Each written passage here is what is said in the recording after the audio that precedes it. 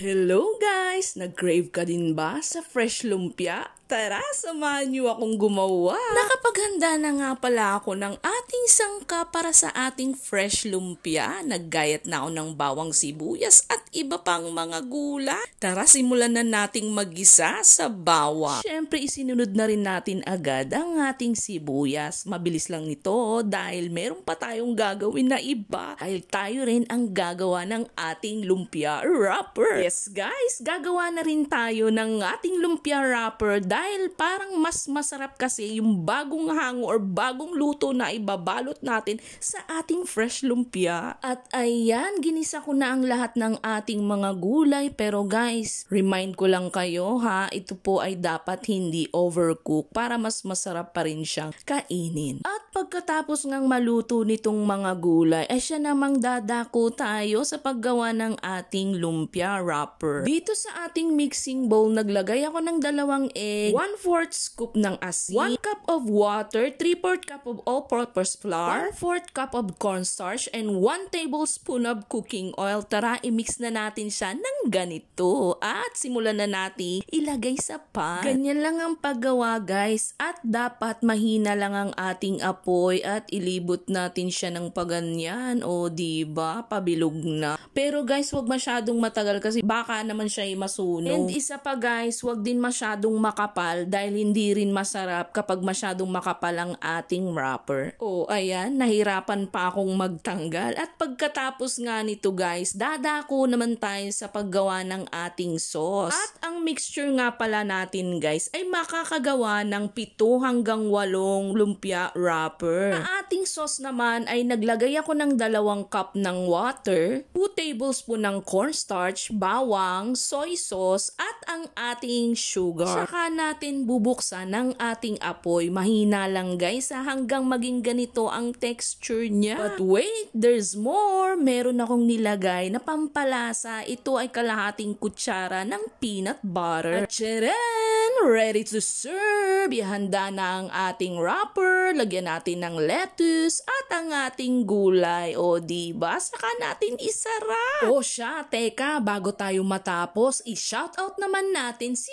Alexis. Siya ang dahilan kung bakit tayo merong fresh lumpia. Maraming salamat sis Alexis sa iyong request. O baka ikaw na ang next na i-shoutout. Comment ka lang dyan. Yun kung kaya kong gawin at swak sa budget ko. O siya, hanggang sa muli, paalam. Maraming salamat sa inyong walang sawang suporta at sa panonood ng aming video araw-araw. Follow for more.